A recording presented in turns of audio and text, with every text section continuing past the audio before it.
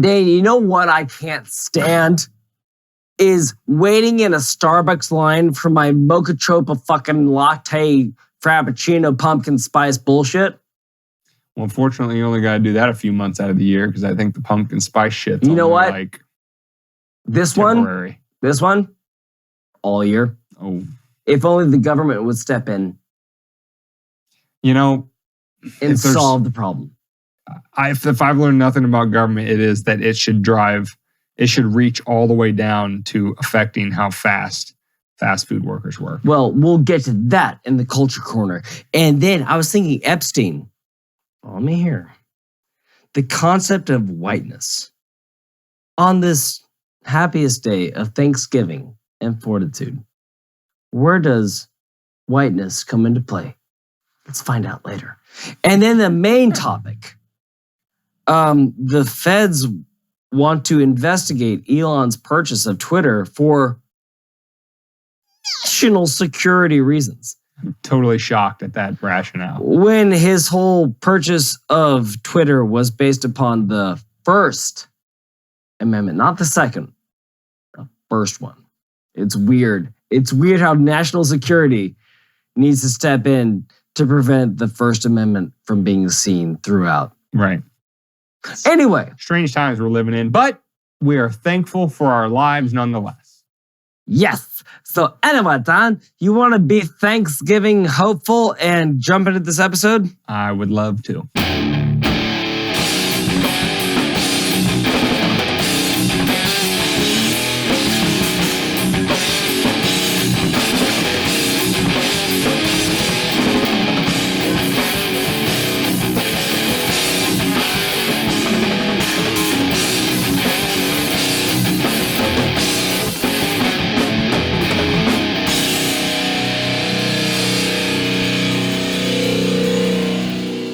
Welcome to Weapons of Destruction Podcast, episode 121. Happy Thanksgiving, everybody. Happy Shalom. Which can be found at wmdpodcast.com/121. You can find it on any podcast catcher. Just search Weapons of Meme Destruction. And you can get the videos on YouTube, Rumble, Odyssey. Let me see. Looking at the, and also FLOTE. We're assuming we haven't been nuked yet. Pretty sure this is a non-nukable, so this will also be on YouTube. And we would also like for you to link up with us on our non-podcast platforms, Twitter, Instagram, and TikTok. And join the sane space there, join the comment sections, tell us why we're awesome and cute and funny, and why if you're not going to give us money, everybody else should. We'd really appreciate it. Like, subscribe, share all those platforms, get the word out about us before we get nuked off one or multiple platforms. And with that being said, David, Thanksgiving 2022, what are we happy for? Are we happy for fast lines at Starbucks? Certainly not. But you know what I am happy for? What? A non-traditional Thanksgiving. And I put it to you guys. What's that? You're going to have to expound for me, please. Don't adhere yourselves to the traditional cornucopia of turkey, apples, grapes, yada, yada. Like, get out there. Investigate yourselves. What does your soul want to be thankful for? Order pizza. Make a pizza. Like, it doesn't have to be turkey. Turkey was what they had. Like, we have access to a lot of other foodstuffs. And all I'm saying is that... Thank God for capitalism. You're goddamn right. You're goddamn right. No government oversight on what you can and can't eat in Thanksgiving dinner yet. So live it up. Unless you're in New York City and they don't let you have Cokes that are too big. Eat a fucking pepperoni pizza with a fucking shandy of Rippy. I don't give a shit. Just enjoy Thanksgiving how you see fit. Because you're an American, goddammit. And we celebrate it how we want. That's right. Freedom ain't free. As long as you have a hat with a buckle on it. Anywho. Good stuff. Speaking of which, being an American, I need to order my diarrhea cafe latte immediately and have it given to myself so that I can shit my britches before I go to work. And why are you standing in the way of me getting my diarrhea cafe frappe latte bullshit mocha chocolate venti whatever? Well, that's because I'm an overworked teenager at Shut up! Starbucks, and I can only work so fast. Shut up! Don't you understand what capitalism is, kid? What's that? I want it now, and you give it to me now. Despite the slave labor, despite the non-hygienic conditions of your working habits. Like, give it to me now. I want it now. I don't care about you being slave labored into the fact that you can't even take a piddle to give me my thing that I ordered off of Amazon 5 minutes ago and I want on my doorstep now. Now, before David gets any more off the rails on this particular topic, I thought I was on the rails. What we're talking about specifically, and I know you're probably thinking from David's caricature right there, that he's probably some evil right-winger from some deep red state that so selfish and none of these kids know how to work anymore. Hates the common man and just wants everything as when he wants it because he's selfish. But actually, the story that we're bringing to you today in today's Culture Corner is in the town of Trumbull, Connecticut. Oh my God. Yes, one of the bluest states in the country. Trumbull. The town actually voted for a resolution, which some might say they asked, others might say they commanded. But the purpose of the resolution was to make the Starbucks workers in the town work faster. Not more efficient, faster. So you might get the wrong order, but you'll get it super fucking fast. The politicians in that town, and if the democracy is sacred, adherents are to believe, then these politicians who sit on, I don't know if it's a city council, commission, whatever they want to call themselves, but the reason they were put there is by the people. So this resolution is really the voice of the people in bluest of blue states, Connecticut, where apparently there is a Starbucks, super busy, especially this time of year. Starbucks, everybody loves their pumpkin spice, fuck me in the asses, lattes. Was so busy that the line would run out onto a local thoroughfare, and it made people mad, and they complained to their council members, and their council members said, should we put in another lane? Should we make people park? Should we shut down the drive-through? Should we do anything like that? Not that they would have any right to do that because this is a private business, but what did they vote to do? Pass a resolution that says, hey, Starbucks workers, work faster, you lazy bums. You know what? Democracy, baby. That's what we like.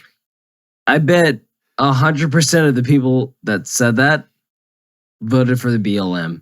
100%. We're super BLM. Like, is there any more of a white person problem than waiting too long in a Starbucks line for your coffee? I used to think that being stuck on a tarmac for an extra 20 minutes before you took off was the biggest white person problem that we could ever have. Oh, no, it's good. But now we've superseded that with, I had to wait 10 minutes for something I could have made at home in 2. But I sat in my Land Rover waiting for my coffee for 15 fucking minutes because these at-risk teenagers couldn't make my coffee fast enough. How dare that?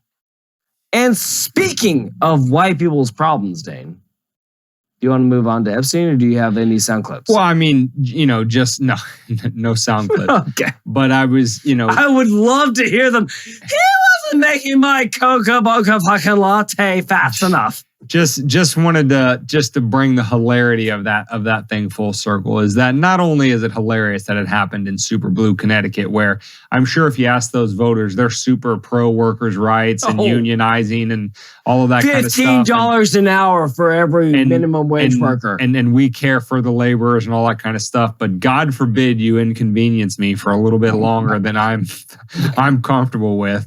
I will pass a resolution so damn fast your head will spin. Or if you look at your phone too much in the movie that I paid good money for. Like I said, that's democracy, baby.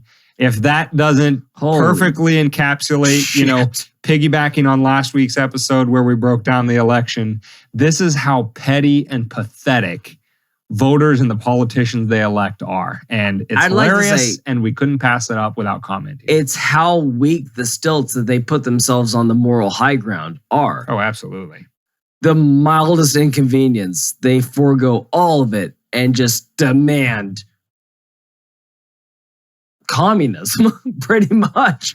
Yeah, anyway, government takeover of private businesses to tell them how to do their business. Yeah, pretty much. So anyway, with white privilege being on the mind right now, let's move into our Thanksgiving Day episode, Epstein Didn't Kill Himself segment of white privilege, where the concept of whiteness is on trial today.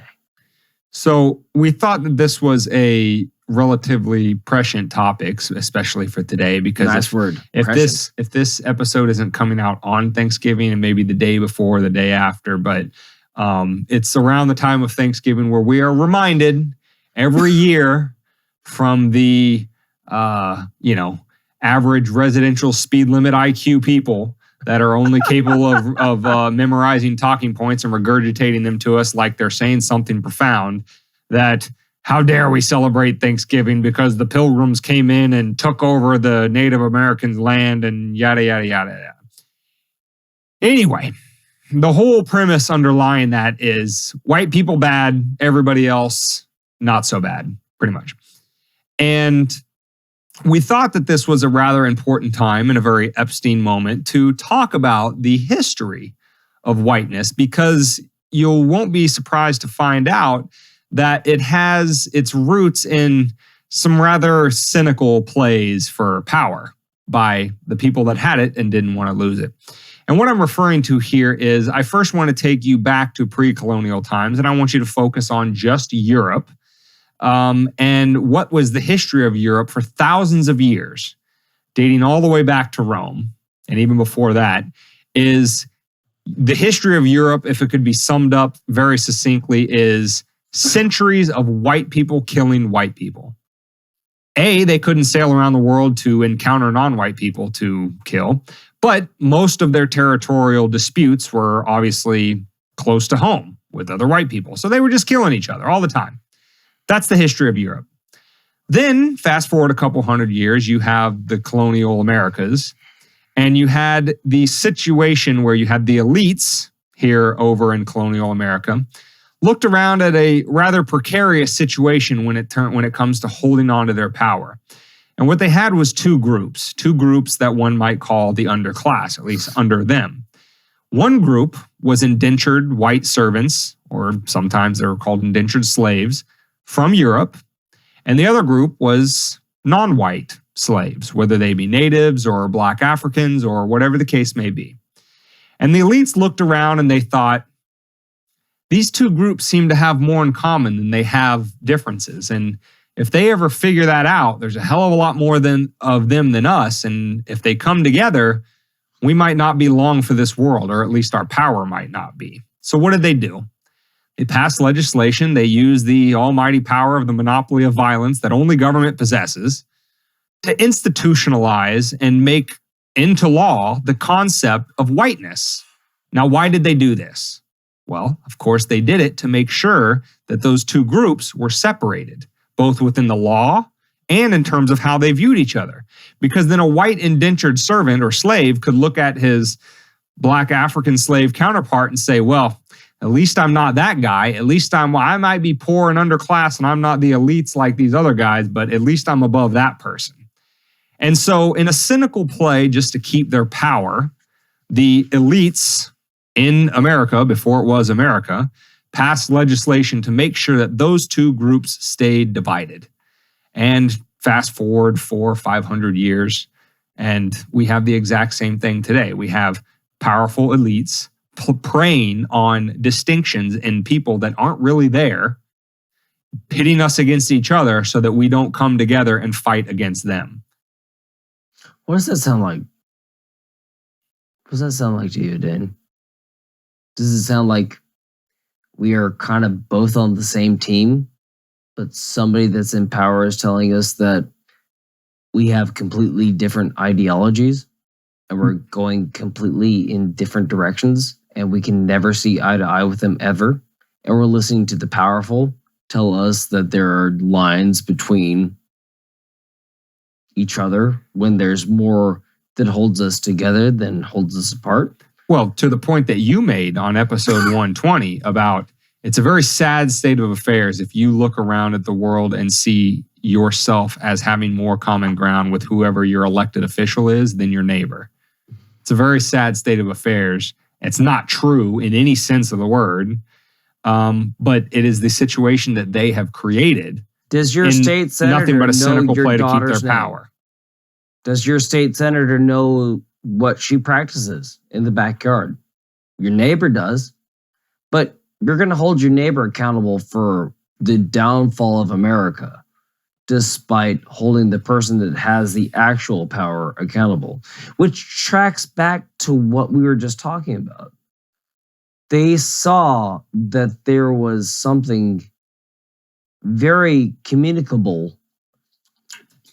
Let me take that again. Communicable between two different populations. And they saw that there was a large population that was within it. So what did they do? They drove a stake between them. And they said one was better than the other. Fight it out. It's a good thing that that's died out in 2022. Yeah. And we're not doing that still. Well, just as Epstein didn't kill himself, this whole concept of whiteness or racism or whatever the case, making one group of people the evil outliers in modern times, that's, whites. At least that's what the prevailing narrative says. But if you pay even the slightest attention to history, you see that it's not really about one group of people oppressing another, because after all groups have oppressed other groups at one time or another.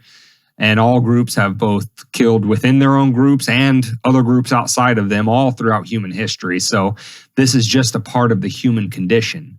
But in the United States, within the context of race relations in the 21st century, just as it was all the way back in the the 16th century, is that you have a situation where people with power and cynical plays to keep it are more than willing to pit you against your neighbor on any sort of arbitrary grounds, whether it's race, religion, gender, ethnicity, socioeconomic status, whatever the case may be.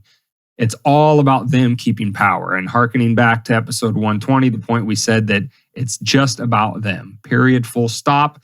No more analysis required. It's not about you. It's not about love for mankind. It's not about trying to do the most good for the most people. It's about them and keeping power and when and where possible, expanding that power.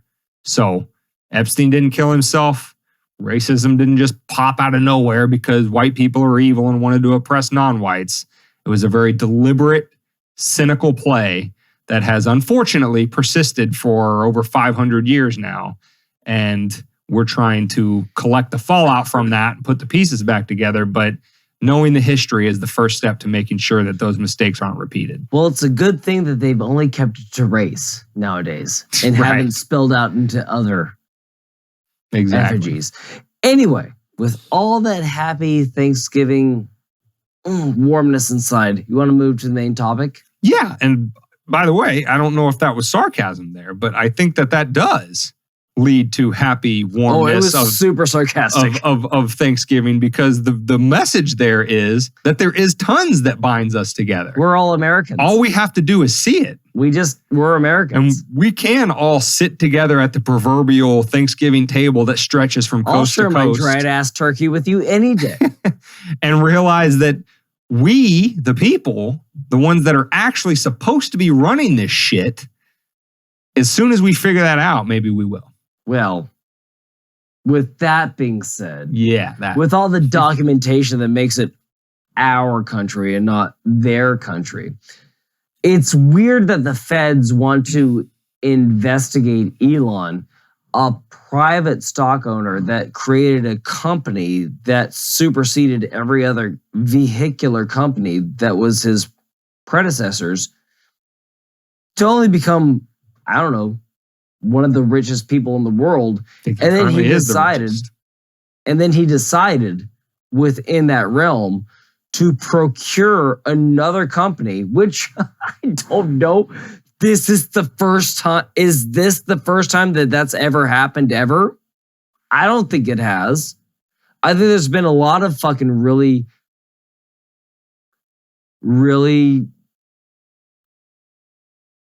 rich people that have procured other companies, i.e. Microsoft and Bill Gates. I don't know. Was he ever federally investigated? I think Microsoft was broken up. Oh, was it? At one point. I think it went through an antitrust lawsuit where they broke it up. That's good. For what reason? Because they were getting too much? Was it because too big, yeah. Was it because they bought a company to restore it back to freedom? To one of the amendments of our Constitution?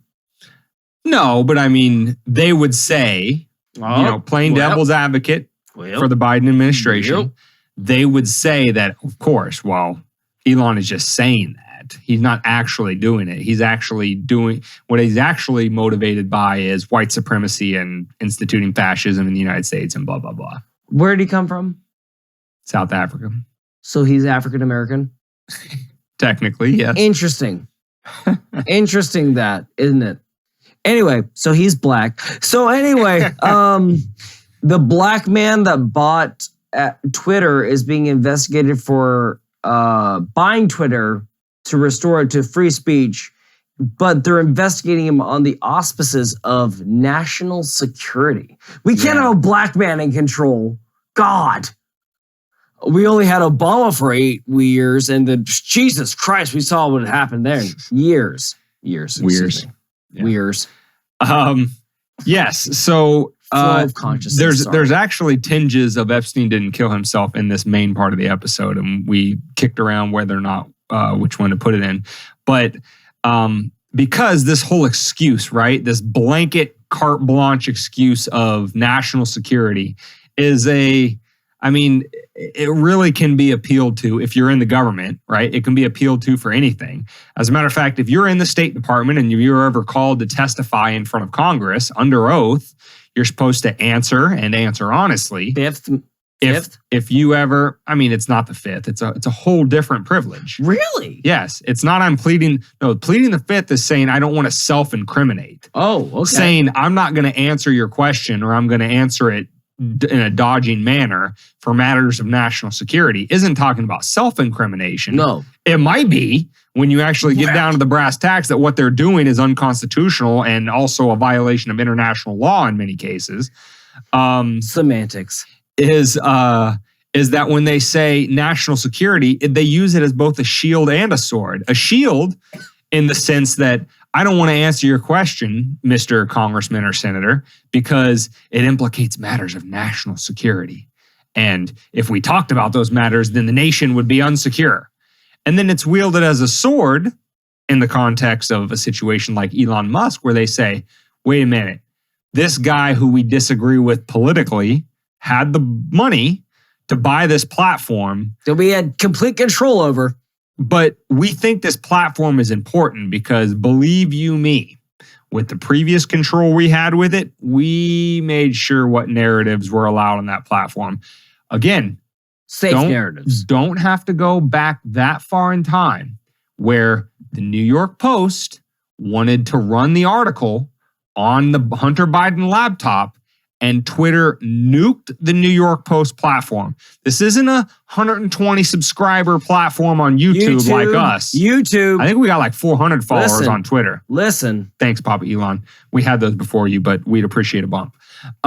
We'll pay the $8. It's not us. This is an actual, listen, you may not like the New York Post because it's owned by Rupert Murdoch. If you're on the left, you may not like that. But the point is that this is an actual publication. Right? And they got banned on Twitter for even daring to talk about the Hunter Biden laptop story before the 2020 election. Now, if that is not election tampering, and that's not an election tampering, I'm told, right? I am told Don't ask me, if man. you meddle in the U.S. elections, that is a matter of national security. Don't ask me, man. So it wasn't then, but now that Elon says, and again, we'll just like we played devil's advocate, we'll also give Elon his due and take him at his word that his sole motivation is to align the speech policing policies of Twitter as much as possible with what the intent of the First Amendment is. Because again, I've said this before, I would probably personally disagree with Elon because I am a true free speech maximalist. Anything goes. Defamation, you name it. I would allow it all. Okay?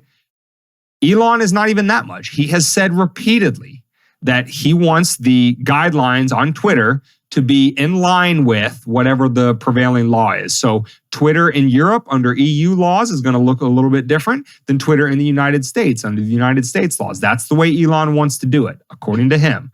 So in the United States, he wants to align Twitter's policies with the First Amendment. Be pretty broad in terms of what we allow, but there's certain things that you reasonable can't. to be. That, according to the national security experts in the Biden administration, are saying that that's too dangerous. We can't allow that. It's almost like saying that the person that was elected president of the United States was a Russian asset for 4 years. And they were shitting their pants over the fact that they couldn't pin it to him, but they wanted it so bad. They wanted it so bad that he had 2 papers that should have been in a document in a private residence, and they got him. They fucking got him. But all my point being is that what's that? You doth protest too loudly, or more to the vernacular of our times, he who smelt it dealt it. You're fighting for freedom to prevent freedom of speech. Yeah. That's pretty much seems to be what they're motivated by. My whole point being is like, how does that even work? How do you digest that as a person that has an IQ above what Dane says nearly constantly, room temperature? How do you see that and not shit your britches? How do you see that and believe anything that they have to say after that? They are freaking out that they lost control over something that they've had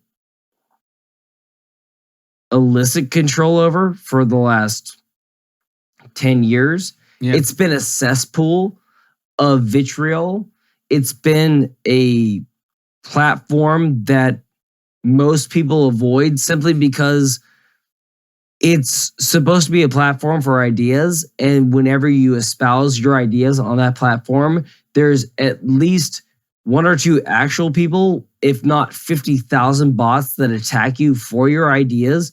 Why the fuck would anyone go on there unless it's a safe space, an echo chamber for those people, which those people started another social media construct, which is what, Dane? Tribal social. Thank you, that we are on. So please follow us on Tribal Social, which is TRIBEL. Oh, I have no idea what I need. We don't even know. Our video guys running it over there. We made it as a goof. Sorry. I'm at the end of my bandwidth in terms of what I can handle just on Instagram and Twitter with these people. Again, I couldn't possibly wade into that cesspool. I have nothing in social media, which is why you've never seen my face on any of our TikToks. I'm sorry. I can't bring myself to do it. Your face is on the TikToks. Because we steal it from here. Yeah. I never made a direct TikTok. Correct. But your face is still on it. Okay, well then shit. Anyway, you can't avoid it. It's going to absorb us all. But we can fight it as much as we can. All I'm saying is that if we truly believe that a social media platform is a conduit to national security, how does that not fall back upon the people that are running this country as a whole? Like, again, to track back to to Starbucks, why does the government need to figure out where the fuck I'm getting my coffee from. Epstein, the concept of whiteness. Why did the government need to step in and tell me that I'm different from the other slave because I'm a different color, other than them making the same climate for us both? So we should both look up there. Oh, now we're enemies. That's interesting. So we don't look at the true enemy. That's cool. And then Maine, we had complete control over something. We lost control of it. And now we have to investigate the person that got control over it because it might actually be free now. Shit. Well, and here are the Epstein-esque examples, even though we are in the main part of the episode, is that when you are considering, should I believe these people or should I take their excuse that he needs to be investigated for his purchase of Twitter for matters of national security? Let me just give you a couple other examples when this excuse was used, and there's many, many more than this. Let's talk about Operation Paperclip, right? Where after World War II, the federal government brought over a bunch of Nazis, a bunch of war criminals, and said, yeah, we're not going to toss you in a cage, but you need to work for us in the U.S. government. Let's talk about COINTELPRO, where the FBI for decades used domestic spying on people in order to discredit and or tear them down. One of the most prominent ones was Martin Luther King and the letter they sent to him because he was engaging in marital infidelities. And they essentially told him, hey, listen, go kill yourself or we're going to tell the whole world that you're a fraud. Midnight Climax? MK Ultra? All of that. Keep going. Keep going. Let's fast forward. Let's go to let's go up to the Iraq War and the Patriot Act. What were the reasons for why they needed to use the Patriot Act to engage in domestic spying? What was the rationale for the NDAA, for the indefinite detention of American citizens without due process? We're crazy. What were all of these things? We have were 10 hats on. The excuse for all of them while these programs were being created and while they were being enacted. When you had director of the CIA, James Clapper, sit there and testify in front of Congress and bald-faced lie to them and said, nope, we are absolutely not spying on the American people. And then it took Edward Snowden to be able to tell us the truth. Every single time By the way, is Edward Snowden still American? Those few decades of American history, the excuse was always, we have to do this for national security. We can't tell you why we're doing this for national security. We can't tell you what the implications are of this for national security. You just have to blindly accept that that's why we're doing it. Let us go. Don't ask too many questions. So, in light of that history, when they tell you we need to investigate Elon's purchase of Twitter for national security, maybe think about that before you say, maybe they're full of shit. All I was trying to say was, is Edward Snowden, when he released the documents under a government that was supposed to protect whistleblowers, is he still an American citizen? Does he still live here? He doesn't live here. I don't know about the status of his citizenship, but if he were to ever, he can't come back. Of course not. Not until he gets a pardon. Exactly. So he's not really an American citizen. Right. He's a refugee. My whole point being is that it's not even a joke anymore. I don't know what else to say. I don't think that we have anything else to say. I mean, I've said my piece other than to say, happy Thanksgiving, everybody. Yeah. Enjoy your cranberry sauce. If the turkey's a little dry, dapper a little bit on it. If you're a hot sauce, take two, roll it back. Hey, he hasn't done that in a while, sauce, but hot sauce enthusiast. There we go. That's what he is. Hot sauce on everything. So if the turkey's a little dry, put a couple of dollops of that hot sauce on it. Or if you're David, half a bottle per bite. Maybe a little bit. And then once you're all cozied up on the couch about to fall asleep, say, hey guys, I've got a great podcast for us all to fall asleep to. If only Dane would tell me where I could find it. You can get this particular episode at wmdpodcast.com/121. You can get the episode for audio only on any podcast catcher. Just search Weapons of Meme Destruction. You can get the video on YouTube, Rumble, ODYSEE, and FLOTE. And then you can link up with us when you have some extra free time, right when you're in that comfortable stage after you're full and the tryptophan is kicking in, but you haven't quite fell asleep. And you're like, I wonder what these two goofballs are up to You're over watching on... the Cowboys lose to whatever the fuck team they're playing that I wonder game. what these two goofballs are up to over on Twitter, Instagram, or TikTok. Just search Weapons of Meme Destruction or at WMD Podcast. You'll be able to find us, and you'll be able to consume as much WMD podcast content as you can as you drift off into Wonderland for a nice little midday turkey day nap. Turkey. You can consume as much of us as you can turkey. Dang. Call the marketing team. You missed it. Anyway. I leave it to you. You could do it. I could. I'm going to sign off, but you missed your mark. Okay. Anyway, he nailed it this episode. He nails it every episode. I'm the dickhead. But anyways, I hope you guys had a great fight-free Thanksgiving dinner. Don't play this during Thanksgiving, please. But anyway, other than that, stay safe, stay fat, and more importantly, stay free.